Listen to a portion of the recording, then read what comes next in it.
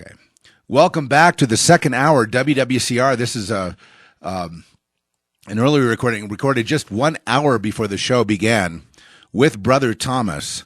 And I know you all want to tune in for that, and you want to hear what is next.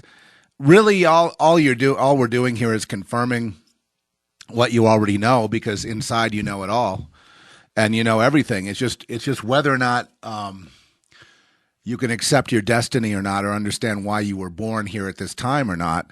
And that's kind of the awakening everyone's going through. It's like, yeah, I was born for this time, born to be sealed by the Lord, born to walk around during the time of chaos, born to bring this thing down, actually, is really technically what it is. God works through his creation. Without further ado, let me bring on my guest. He needs no introduction. He's been here. He's predicted most everything that you see happening has come due exactly. And I don't know really anyone else who is that accurate.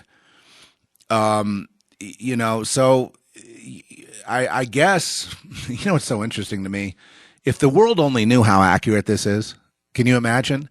If the world only knew what this broadcast is, can you imagine? If the world only knew how, check this out. If the world only knew how completely screwed they are, can you imagine that? Okay. Bro T, welcome. Greetings, Earthlings, Christmas shoppers, and road rage drivers. Okay. Well, okay, so, as you were saying in your blog, basically, and that's brothomasblog.blogspot.com for those of you who want to get over there and get the daily and, or tri-weekly or whatever injections of the truth. You said, okay, this is it. In the last blog I read, it was like, okay, this is it. Yeah, More or today less. I put up a blurb. It's over, and it's over. Just the beginning. That was, I think, one of the first blog messages back in the Lamb Cafe. I arrived with a blog entitled, or a message entitled, "It's over." Because we were on the and you had another cusp of it then, but now here we are. This is it. Gird your loins. I'm so happy. Oh gosh, I've been waiting for this moment all my life. Oh Lord. That's the thing. I have two. I know there's other people like this, and like you, and how I felt that from childhood. I mean, really, I've been without there wasn't the internet. There wasn't really a lot of exposure. There was a late great Planet Earth by Hal Lindsey, which kind of made a stir, and he's kind of a goofball, but really kind of, I think, woke me up it got me thinking, and I was just a young kid, but I mean, was having dreams, and have just felt like treading water for 40 years, about 38 years have been just waiting, getting prepared, being prepared is more apt for this time now that is right upon us, and it's mind blowing. It's exhilarating. It's not terrifying. Not to me, not at all. Never has been that scary. When you have a family, people you care about, you care about the safety of the people around you. But God's got it all, and one thing that I have no doubt about is He protects His people, and we won't go hungry. Nope. He's promised that, and you just lay it out there. And I've been putting that, living just day to day for years, and there's no way I could have survived as I have, and the odds are well enough. Yeah, the odds are you wouldn't be able to do that. No way. How close it's come, how many miracles have had to have happened for you to keep going, where the odds are, of course, that would never happen for years, for even 1 year, let alone years. Exactly.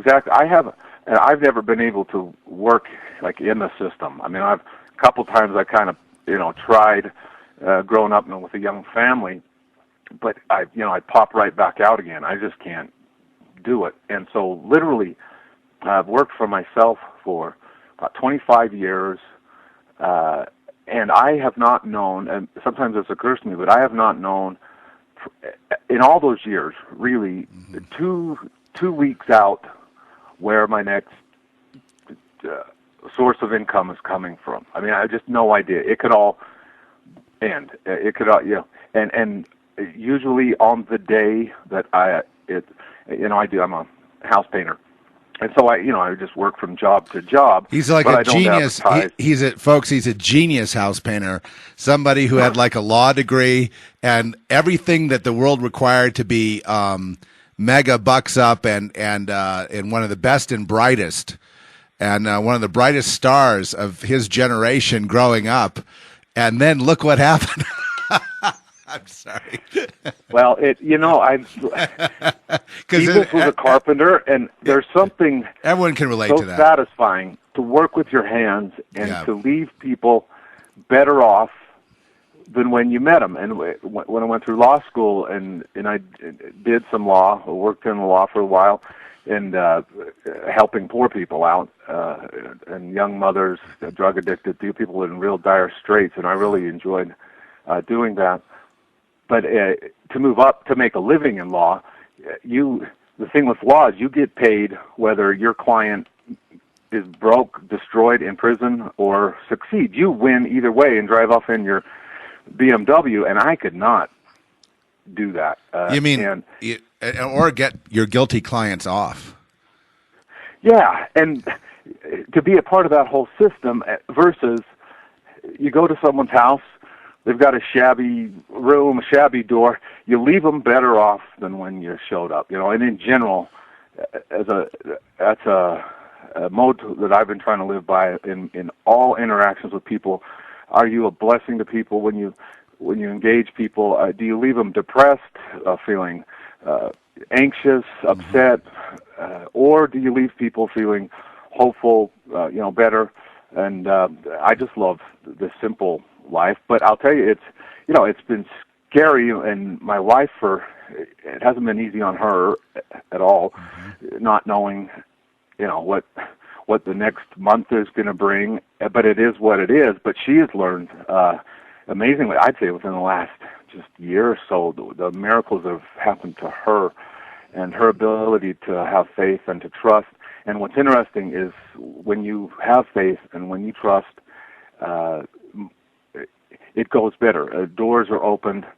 When you're fearful and doubting, it closes off the future. Mm-hmm. But when you just literally hanging out there, and like the birds of the air, that really works. And the reason I'm talking about this is because everybody's going to get a baptism of fire living that way. People that have jobs now, people that still have some security, are going to be living like I've been living for 25 years and kind of testing the waters. And I'm just here to say it can be done. But it's only temporary because, let's say that everything goes off the cliff and there is no job, there's no money, is nothing but martial law, let's say. Still we're taken care of, If you believe in the Lord, He will take care of His lambs, and I just go on that simple faith. Yep. That's all I can really do, and and I just figure the Father just distributes. He takes care of each of us as He will. And some might be lawyers. Some might be bankers. Some might be, as despicable as that may be sound. some may be truck drivers, and some may be just different things. So. But in each, the Lord protects His lambs, and I just go on that simple axiom, and I just haven't been able to. I've had to live on that now 10 years doing this. People taking pot shots. With me, it was more like, with you, it was survival and a struggle for money. For me, it's been whether or not they're going to kill me. It's been a little bit different. It's been like, okay, will I live through the week? Yeah. It's been, you know what I mean, and so it's a health issue, and then people plotting bad things. And I've had to go off this, like what you're talking about. Exactly. I've had to trust, okay, Lord, you'll protect me. What's greater is he that's in me, that's in the world.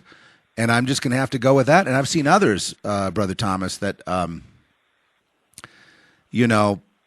have had serious death threats, especially lately. And lately, and ramping up. Yeah, it's as you said, as you predicted, this gang stalking. Let's just take the gang stalking, for example. You predicted that this gang stalking was going to go off the hook, off the charts.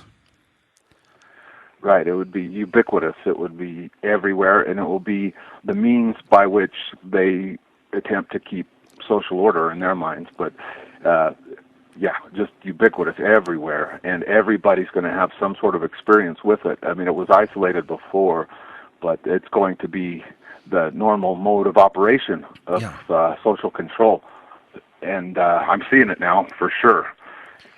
Yeah, and they're connected. I mean, a lot of this stuff is highly supernatural because they're just like the people doing the stalking are, connected telepathically through the hive mind, through the fourth dimensional fallen ones who occupy them, occupy human. Yeah.